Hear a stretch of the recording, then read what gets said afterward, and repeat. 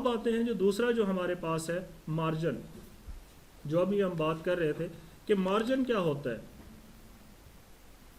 Margin किसे कहते हैं? उस बाउंड्री को, उस बॉर्डर को जो पेज के इर्द गिर्द लगाया जाता है, वो स्पेस को कहते हैं। कि ये एक हमने बाउंड्री लगा दी, एक हाशिया लगा दिया कि हम इसके अंदर लिखेंगे ताकि हमारी डॉक्यूमेंट्स खूबसूरत नज़र आए। समझ आ रही है बात की? कि मार्जिन उस बाउंड्री को, उस बॉर्डर को कहते हैं जो हम पेज के ऊपर हम लगाते हैं ताकि हमारा ये हाशिया आ जाए और हम इसके अंदर काम कर सकें। खूबसूरती के लिए लगाया जाता है, सेट किया जाता है कि ये पेज के यहाँ पे हमने लगाना है, काम करना है इसके अंदर। तो यहाँ पे लाइनें तो नहीं नज़र आएंगी, एमएस वर्ड के अंदर पेज के ऊपर लाइनें नज़र नहीं आएंगी, लेकिन आपको पता कैसे चलेगा कि हाशिया इसका कितना है?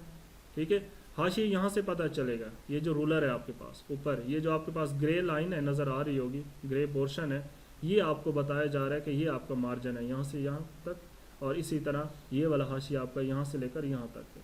ठीक है, ये और ये जो दरमियान में आपके पास वाइट एरिया, ये है आपका वर्किंग एरिया। ठीक है, अब अगर आपको यहाँ से भी पता ना चले, रूलर से भी पता ना चले, तो आप क्या कीजिए, आप सिर्फ यहाँ पे कर्सर रखें। ठीक है, कर्सर रखेंगे आप, जैसे ही यहाँ पे कोई भी राइटिंग लिखेंगे यहाँ से ऐसे, अब आप देखें तो राइटिंग आपकी जा रही है। मतलब मैं यहाँ पे कोई भी लिखूँगा, computer is a electronic device या कुछ भी आप लिख दो अपने उसके लिए।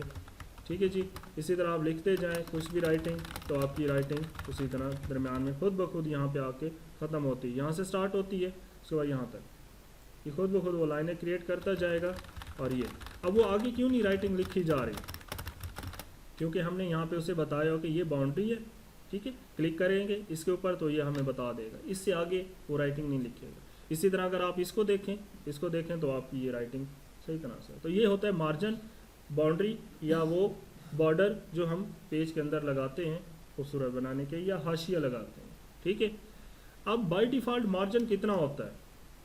बाय डिफ़ॉल्ट जो आपके पास मार्जिन होगा वो चारों साइड पे मार्जिन एक एक होगा, एक एक इंच बाय डिफ़ॉल्ट। ठीक है, देखेंगे कैसे, यहाँ पे पेज लेआउट पे जाएंगे, मार्जिन। अब अगर आप देखें तो नॉर्मल पहले से सेटिंग की गई है। मार्जिन होते हैं 4 किस्म के, मतलब कि टॉप पे मार्जिन होता है, बॉटम पे होता है, राइट पे होता है और लेफ़्ट पे होता है।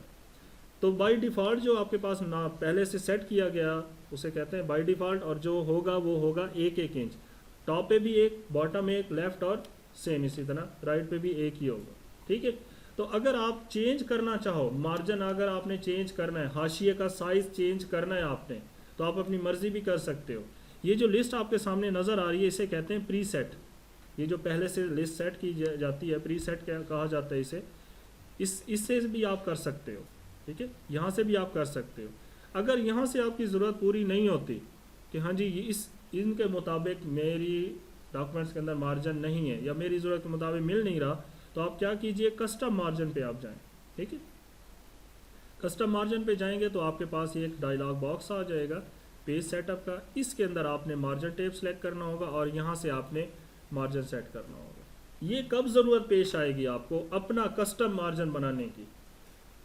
किसी भी ऑफिस में आप जाते हो, कोई भी डॉक्यूमेंट्स आप ऐसी क्रिएट कर रहे हो जिसको आपने फाइल के अंदर पंच करना है। ठीक है, अब इंग्लिश की राइटिंग का आपको पता है कि उसकी अलाइनमेंट क्या होती है, हमेशा लेफ्ट साइड से लिखी जाती है ना। तो कोई भी ऐसी फाइल जो आपने फाइल कवर के अंदर पंच करनी है, कोई सा भी पेज, मतलब एक एप्लीकेशन आप राइट कर रहे हो, आपने एप्लीकेशन अपने इमीडिएट को भेजनी है, तो आप क्या करोगे? एक तो होती है नॉर्मल, मतलब आपने फाइल के अंदर रखी दे दी। दूसरी होती है कि फाइल के अंदर आपने पंच करना है, क्लिप करना है उसे। तो अब क्लिप किस साइड पे होता है? लेफ़्ट साइड पे हमेशा फाइल पे होगा। और आपकी जो राइटिंग है वो भी ज़ाहिर है लेफ़्ट से स्टार्ट होती है। तो अगर आप नॉर्मल रखोगे मार्जिन, तो वो क्या करोगे, जैसे ही पंच करने लगोगे वो आपकी राइटिंग उसके अंदर पंच हो जाएगी। तो आपने करना क्या है, जिस फाइल को आपकी नज़र में ऐसा लगता है या आपकी सोच है कि मैंने इसको पंच करके भेजना है, तो उसका जो लेफ़्ट मार्जिन है वो ज़्यादा कर दीजिएगा, उसका स्पेस जो होगा हाशिए का वो ज़्यादा कर दीजिएगा। इससे क्या होगा, आपकी राइटिंग जो होगी वो उसके अंदर छुपेगी नहीं और बाकी जो पंचिंग एरिया होगा वो आसानी होगी उसको पंच करने में भी और आपको दूसरे तक पहुंचाने में। ठीक है, तो कहीं पे भी आप अपने ऑफिस के अंदर काम कर रहे हो और वो फाइल जो आपने पंच करनी है, वो पेज जो आपने पंच करना है, तो उसका लेफ़्ट जो मार्जिन है वो आपने बढ़ा देना है। एक की बजाय आपने 1.5 इंच कर देना है, या आपकी अपनी मर्ज़ी है, 2 कर सकते हैं, 2 से ज़्यादा भी नहीं कर सकते, 2 कर दें, 2.5 कर दें, ये आपकी अपनी मर्ज़ी है। जिस तरह आपकी फ़ाइल की पंचिंग का एक लोकेशन होगी या उसका जो पोर्शन बना होगा उसके हिसाब से आप कर सकते हैं। तो मैं यहाँ पे आपको बना के दिखा भी देता हूँ। तो आपने वो कैसे सेट करनी होगी। इसी तरह आप कस्टम पे जाएं। ठीक है, अब आपको पता है कि जी इंग्लिश की अलाइनमेंट जो है वो लेफ़्ट साइड से ही होती है, तो आप यहाँ पे 1 की बजाय 1.5 कर दें, 1.5 कर दें, या यहाँ से इंक्रीज़ करते जाएं 1.5, ये 1.5 इंच हो जाएगा। अब लेफ़्ट साइड पे आपने 1.5 कर दिया, समझ आ रही है। अब यहाँ पे आपको प्रीव्यू भी दिखाया जा रहा है कि ये एरिया मैंने यहाँ पे इस तरह कर दिया। अब राइट जो है वो 1 है। अब कॉमन सेंस है कि अगर हम वहाँ से लेफ़्ट से बढ़ा रहे हैं, स्पेस ज़्यादा दे रहे हैं, तो पेज का हमारा थोड़ा वर्किंग एरिया बच जाएगा। तो मैं क्या करूँगा, राइट कम कर दूँगा। राइट वैसे 1 है, मैं यहाँ पे हाफ कर दूँगा, ताकि जो मैंने यहाँ पे लगाया है, इजाफा किया, यहाँ से मैं कम कर दूँ ताकि मेरे पास वर्किंग एरिया ज़्यादा हो जाए। अगर ना करो कोई हर्ज नहीं है, लेकिन एक खूबसूरती आपकी तभी आएगी आपके डॉक्यूमेंट्स के अंदर कि जब आप यहाँ पे 0.5 कर दोगे। इससे एक तो स्पेस भी बढ़ जाएगी आपकी वर्किंग एरिया की, और दूसरा आपको पेज का साइज़ भी नहीं बढ़ाना पड़ेगा। तो आप यहाँ पे इस तरह 0.5 कर दें। अगर आप देखें तो यहाँ पे उतार है। अब टॉप बॉटम आपकी मर्ज़ी है, टॉप बॉटम 5 कर दें, 0.5 कर दें, 1 कर दें, ये एज डिज़ायर।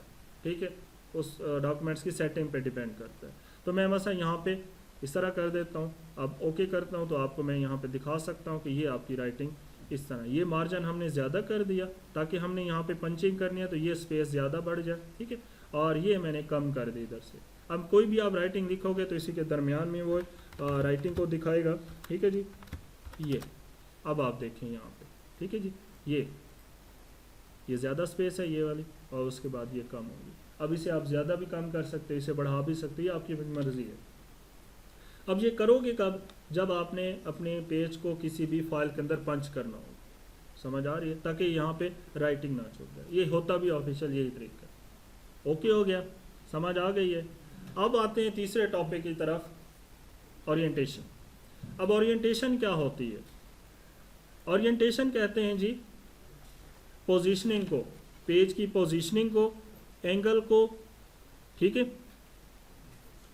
पेज का अगर आपने एंगल चेंज करना है या उसकी पोजीशनिंग चेंज करनी है तो उसे कहा जाता है पेज की ओरिएंटेशन। कि मतलब आपने पेज की हालत चेंज कर दी, उसका एंगल चेंज कर दिया। कैसे एंगल? मतलब मैं जूम यहाँ पे छोटा करके दिखा देता हूँ। ये आपके पास पेज का एंगल है, सिंपल। अगर आप देखें तो बिल्कुल ये आपके सामने नज़र आ रहा होगा ये। ठीक है, अब ये कौन सा एंगल है? यहाँ पे ओरिएंटेशन के 2 नाम लिए जाते हैं, या 2 टाइप मैं कह दूँ तो अच्छा ही होगा कि 2 टाइप हैं ओरिएंटेशन की। एक को कहा जाता है पोर्ट्रेट, ठीक है, और दूसरे को कहा जाता है लैंडस्केप।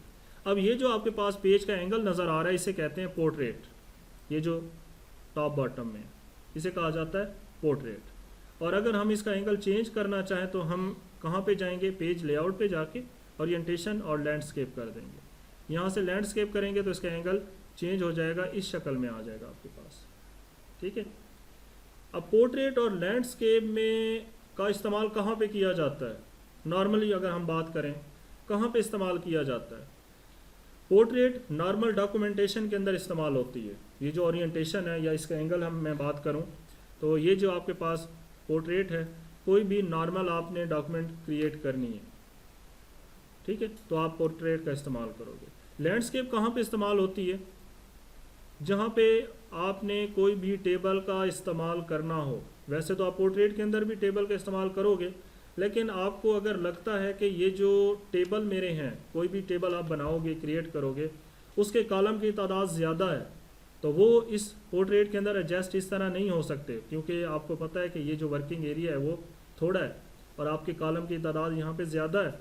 तो आप क्या कीजिएगा, यहाँ पे जैसे ही एंगल चेंज करते हैं तो लैंडस्केप करेंगे तो आपके पास कुछ और स्पेस आ जाएगी जहाँ पे आप अपने कॉलम को एडजस्ट कर सकते हैं।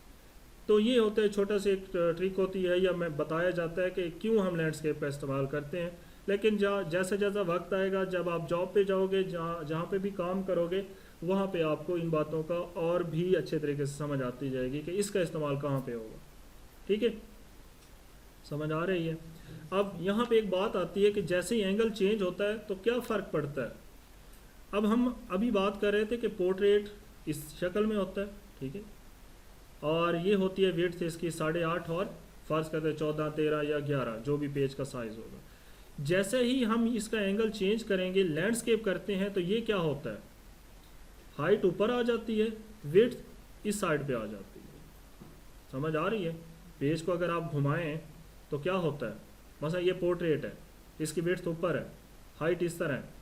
अगर आप पेज को रोटेट करोगे तो ये ऑटोमेटिकली क्या होगा, ये विड्थ इस साइड पे आ जाएगी, एज ए हाइट की कंसीडर की जाएगी, और जो आपकी हाइट होगी वो कंसीडर की जाएगी विड्थ के तौर पर जब आप इसका एंगल घुमाओगे। तो कि मसला मैं इस तरह, अगर ये विड्थ यहाँ पे है, हाइट ये है, तो जैसे ही एंगल चेंज किया जाता है तो यही हाइट विड्थ के तौर पर आ जाएगी, यहाँ पे कंसीडर की जाएगी, और वो जो आपके पास विड्थ थी वो यहाँ पे हाइट के तौर पर आ जाएगी।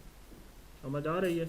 साइज़ वही होगा आपका पेज का, चाहे आपने लेटर रखा हो, लीगल रखा हो, कस्टम रखा हो, कुछ भी हो, सिर्फ एंगल चेंज करने से वो विड्थ हाइट बन जाएगी और हाइट विड्थ बन जाएगी। तो ये होती है ओरिएंटेशन। ठीक है, कि पेज की आपने पोजीशनिंग चेंज करनी है, एंगल आपने चेंज करना है। ठीक है, तो ये हम इस तरह चेंज करेंगे और इसका इस्तेमाल भी ये है।